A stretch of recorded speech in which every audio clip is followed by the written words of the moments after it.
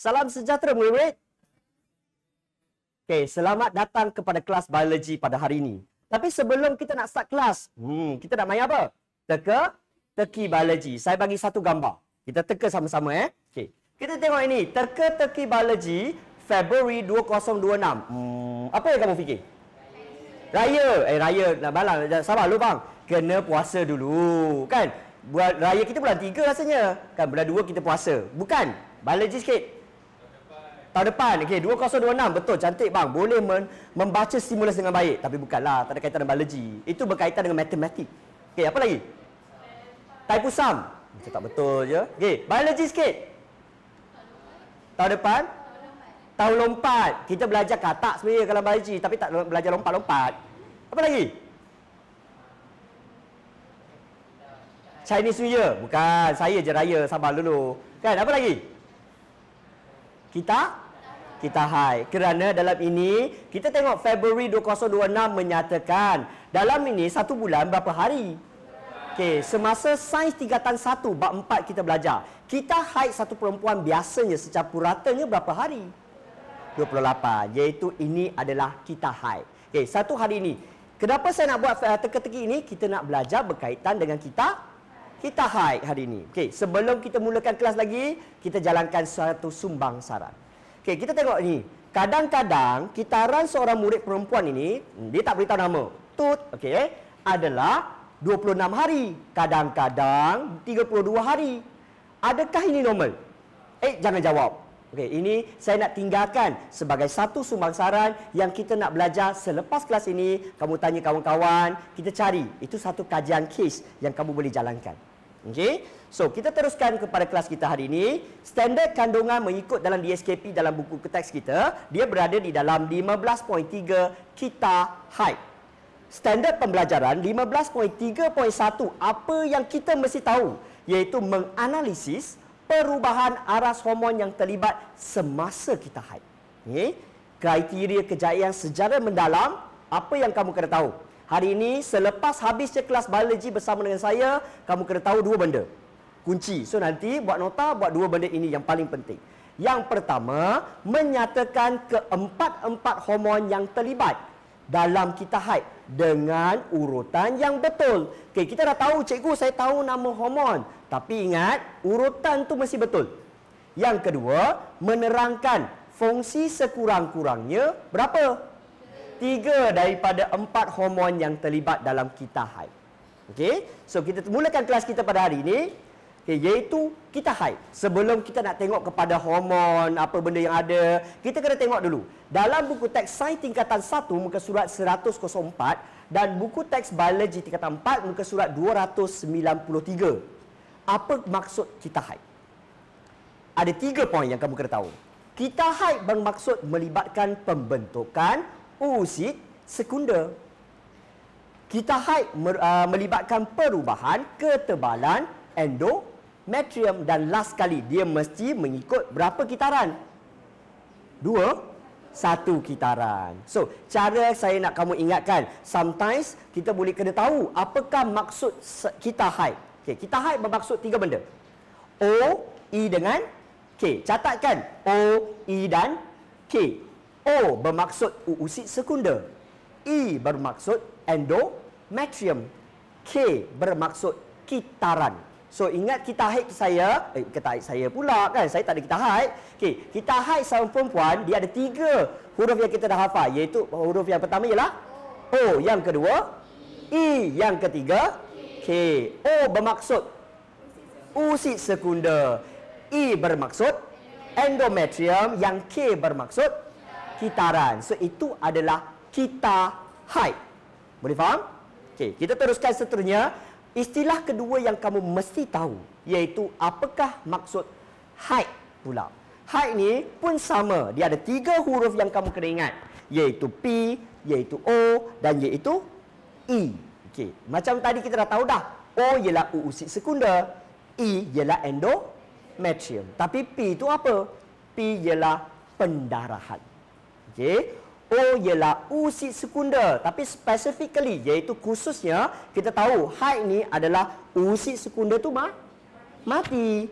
E iaitu bermaksud di sini endometrium. Apa terjadi dengan dia? Dia terurai. Yang kita kata satu kitaran 28 hari, mungkin gegas kita dah akhir balik. Kita mempunyai 1, 2 atau 3, 4, 5 hari yang datang bulan. Betul kita panggil. Itu bukan kita haid, itu ialah haid. Masa itulah usit sekunda mati. Masa itulah endometrium kita terurai. Itulah yang kita nak kata tentang haid.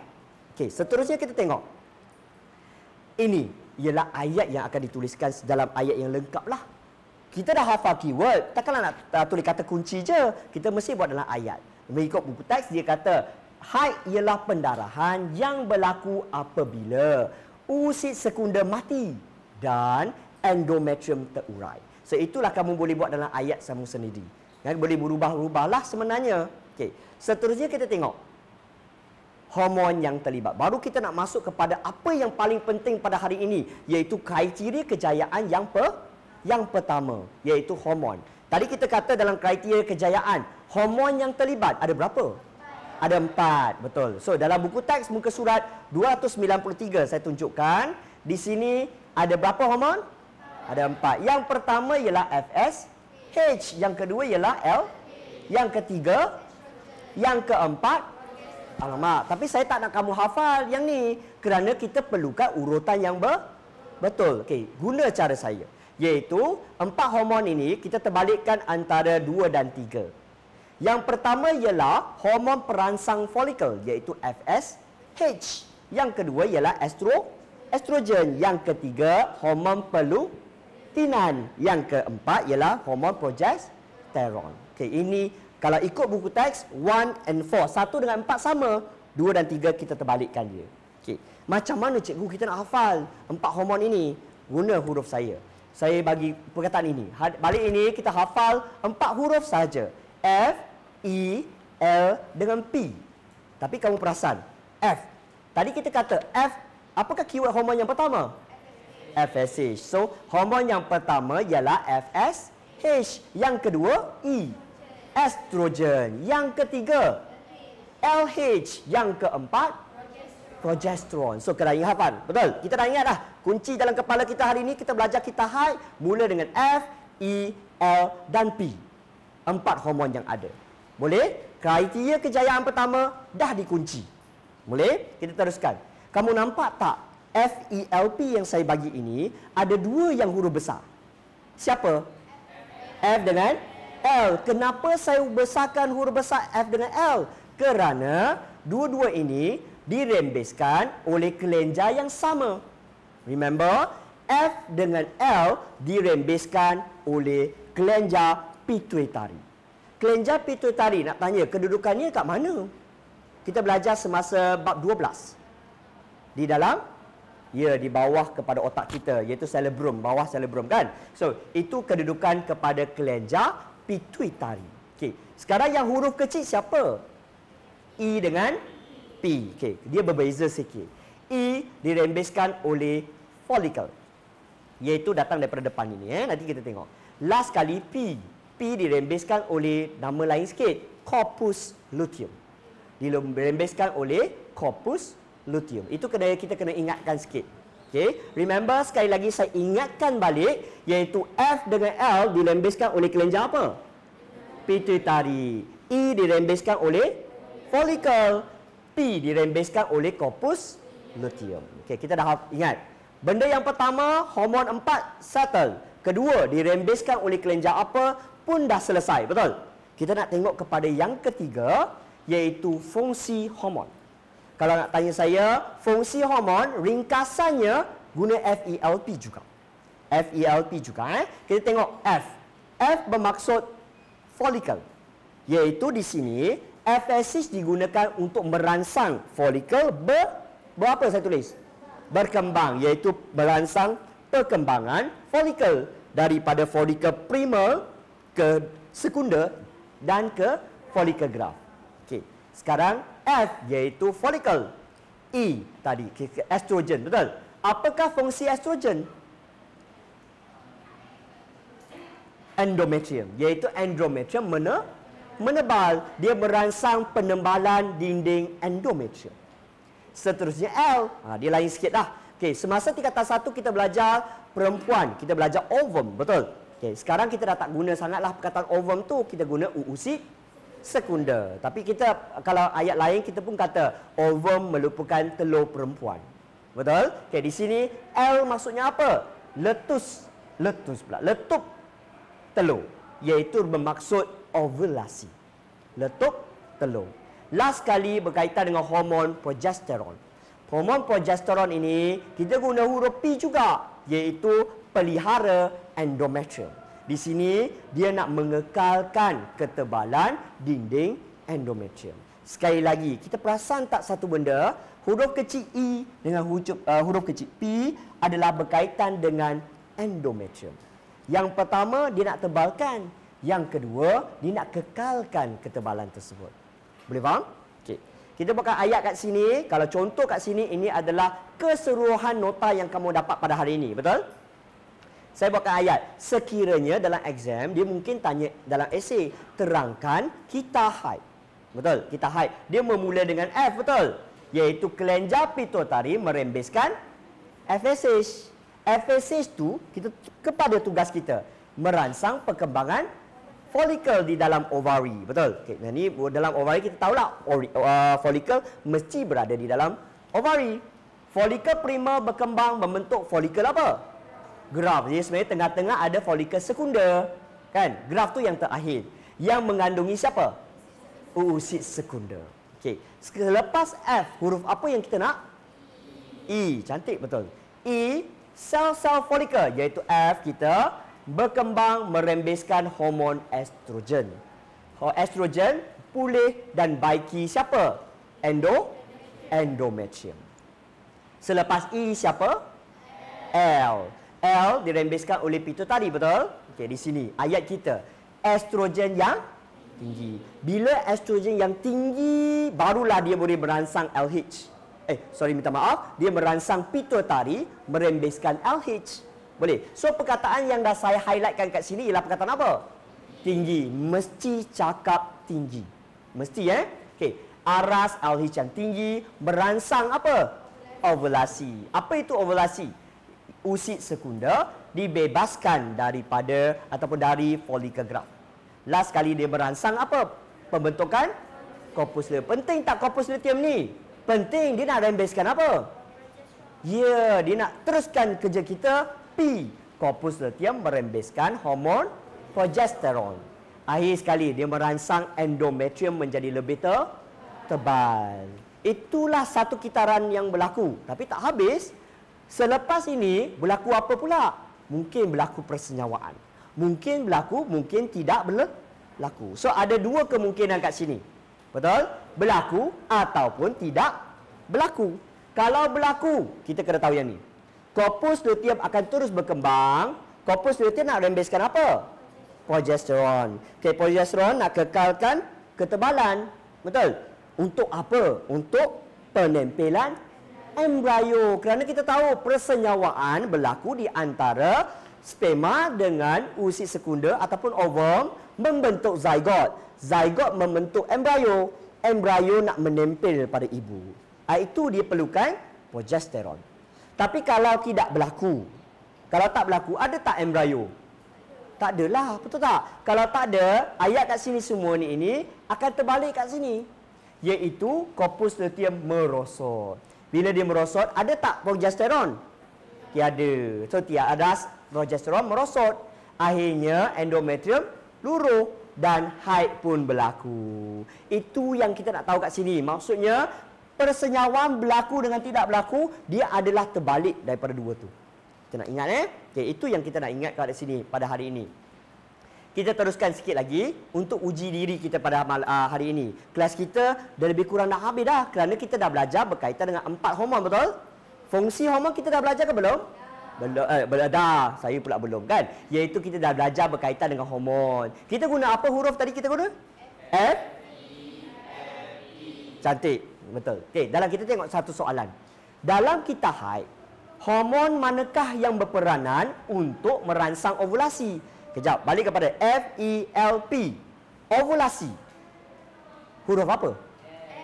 L, iaitu letup telur tersebut. Yang di sini, siapa yang ada kaitan dengan L? B. So, jawapan dia menjadi pelutinan, iaitu LH. Itulah kegunaan FELP dalam kita nak ingatkan hormon-hormon yang ada. Okey, kita teruskan sedikit lagi. Iaitu ini saya ambil daripada buku teks. Dalam ini ada berapa hot graph ataupun berapa hormon? Ada 4. Tadi kita guna huruf saya. Yang pertama siapa? Oh, betul lah. Yang pertama F. Yang kedua? Yang ketiga? Yang keempat? P. So, di sini siapa yang huruf besar? F dengan L. So, sometimes kita nampak di sini. Kalau ikutkan, kalau saya nak ajar you all tengok graf. Macam mana kita nak analisis graf tersebut? Kita tengok sini dulu. Daripada 4 warna ini, warna apa yang paling tinggi? FSH. Itulah dia pertama. Okey, pada hari yang ke-10, warna apa paling tinggi? Pink color ataupun purple sikit lah kan. Itu pink lah sebenarnya kan. Warna pink, iaitu estrogen yang kedua. Yang ketiga, pada hari ke-14 paling tinggi siapa? LH. Yang keempat, last kali, hari ke-23 paling tinggi ialah progesteron. So, itulah kegunaan F, E, L dan P. Macam mana kamu nak analisis graf yang akan keluar di dalam kertas-kertas yang ada, soalan-soalan yang ada. Itu yang kita nak tahu. Okey, kita tengok seterusnya. Soalan biasanya akan berubah. Okay, contoh kita ambil satu soalan kat sini. Rajah menunjukkan kesan 2 hormon terhadap kita haid. Tadi kita belajar berapa hormon? 4. Tapi sekarang dalam graf ini berapa hormon? 2. Dia dah pecahkan, betul? Kalau dia pecahkan, apa yang dia nak buat? Dia nak pecahkan antara huruf besar dengan huruf kecil. Yang huruf besar siapa? F dengan L. Yang huruf kecil ialah okey. Sekarang ada satu bentuk yang tajam ini. Kamu rasa dia lah FSH ke FSH LH ke estrogen dengan progesteron? Ya, kerana yang ada tajam ialah FSH dengan LH. So, dalam exam kamu dah tahu dah. Soalan ini kita dah tahu P dengan Q akan menjadi FSH dengan LH. Tidak akan jadi estrogen dengan progesteron. Itu yang kita nak asingkan dulu. Boleh? Kita tengok di sini. Kalau saya tengok Q yang tinggi, yang ketiga lah kan? Siapa yang ketiga tadi? LH. Yang siapa yang pertama yang paling tinggi? FSH. Itu sahaja kita dah dapat jawab graf hormon tersebut. Boleh? Okay, kita teruskan sikit lagi. Soalan dia, nyatakan fungsi hormon Q. Q tu LH ke FSH? LH. Kalau LH, letup telur. Iaitu di sini kan? LH, kita tadi letup telur. Okey, letup telur. Kalau kita dalam biologi, kita merangsang apa proses? Ovulasi. So, jawapan dia menjadi berangsang ovulasi. Habis cerita. 1 markah. Kunci dapat. Kalau katakan soalan tu, mungkin soalan tu 2 markah. Apa jadi? Terangkan sikitlah. Iaitu ovulasi ialah pembebasan usid sekunder. Betul? Itu yang kita nak cakap daripada follicle graph. Mungkin kalau 2 markah, terangkan lebih sikit apakah itu ovulasi. Ini soalan yang berkaitan dengan hormon. Okey, kita tengok dulu. Satu lagi soalan. Rajah menunjukkan hubung kait antara satu organ endokrin dengan peringkat kita ovari manusia. Ini kelenjar apa dia tulis? Tadi. Ini hormon R. Okey, dia merangsang siapa? Ovari. Dari sini dia tulis ovulasi, betul? Tapi dalam soalan ini, dia boleh jadi, kelenjar pituitari dia boleh jadi hormon apa? FSH dengan sama macam dari tadi dia tanya FSH LH saja. Betul? Okey. So kalau di sini kita nak tahu, cikgu macam mana saya nak tahu FSH ke LH? Kalau tengok di sini, arrow ni dia rangsang depan ke belakang? Depan. Depan ini adalah follicle primal, follicle sekunder, follicle graph. Siapa yang nak merangsang perkembangan folikel? FSH ke LH? FSH. So di sini kita tahu dia nak saya cakap tentang FSH. Okey, soalan dia. Terangkan kesan kekurangan aras hormon R ke atas perkembangan kita ovari sebelum ovulasi berlaku. So kalau sebelum ovulasi berlaku, boleh tak saya cakap ovulasi? Tak boleh. So kita akan cakap sebelum, iaitu kelenjar pituitari merembeskan FSH. Okay. Contoh jawapan saya bagi kat sini. Iaitu FSH merangsang perkembangan folikel di dalam ovari. Okay. Folikel primer berkembang membentuk folikel graph yang mengandungi usid sekunder. Sel-sel folikel berkembang merembeskan siapa? estrogen. Ini yang kita hafal, betul? Tapi jawapan ini betul ke salah? Salah. Alamak, kenapa salah? Ya, kita baca soalan baik-baik. Itu yang murid-murid kita. Apa yang saya nak pesan kat sini? Baca soalan betul-betul. Soalan ni kata, terangkan kesan kekurangan. Kalau kekurangan, baik ke buruk? Buruk lah sikit, betul tak? Kalau buruk, positif ke negatif? Negatif. So, ayat kita, negatifkan jawapan anda. Apa jawapan negatif dia? Contoh. Okay. Iaitu, perkembangan folikel tidak berlaku. Folikel primal tidak berkembang menjadi folikel graft. Sebenarnya jawapan dia sama, betul tak? Cuma kita terbalikkan dia menjadi tidak berlaku. Ataupun akhir sekali tiada estrogen dirembeskan. So itulah mengatakan selepas itu dia dia tidak dapat merangsang ovulasi. Okey. Itu sahaja yang kita dah belajar. Saya dah test kepada soalan-soalan yang ada. Contoh-contoh soalan lah. Okey, kita tengok kepada di sini kesimpulan. Kita lebih kurang nak habis dah kelas hari ni, jangan risau. Okey, kesimpulan kita tu. Balik kepada ini, kita belajar 3 benda hari ini. Betul? Yang pertama kita belajar kita haid. Okey, saya nak tanya. Kita haid ada 3 huruf yang kita nak hafal kat situ, iaitu O. Ya, betul. Iaitu O, I, K. O ialah usit. I ialah K ialah kitaran. Cantik, betul. Kalau haid, apakah huruf kita? P-O-E. P ialah pendarahan. O ialah, dia buat apa kat situ osit sekunder tu? Mati. Macam tu kan. Last kali, E iaitu endometrium. Apa yang terjadi dengan endometrium kita? Dia terurai. Cantik. Kamu dah faham dah sebenarnya itu. Last kali, kita nak tengok kepada hari ini, kitaran. Huruf apa kita guna? F-E-L-P. Hormon yang pertama, F. Hormon apa? Yang kedua, estrogen. Yang ketiga, yang keempat, progesteron. Itu yang kita dah hafal. Siapa yang huruf besar? F dengan L. F dengan L, FSH dengan LH dirangsang oleh kelenjar apa? Pituitari. Kalau saya nak tanya sedikit yang susah, apakah fungsi FSH? Dia merangsang folikel, perkembangan folikel. Nak berubah daripada perkembangan folikel apa? Kepada graft. Cantik. Kalau nak tanya kepada L lah, KL iaitu LH, hormon dia nama hormon pelutinan. Dia merangsang apa? Ovulasi. Okey, yang berlaku. Last kali progesteron. Progesteron ini dia dirangsang oleh apa? Dirangsang oleh corpus luteum. Cantik. Okey, itu yang kita dah belajar pada hari ini. Kita belajar kita haid dan kitaran. Harap-harap kelas pada hari ini kita dapat membantu murid-murid dalam memahami dan mendalam dan menganalisis berkaitan dengan kita haid. So sekian, terima kasih saya ucapkan kepada semua. Terima kasih. Bye.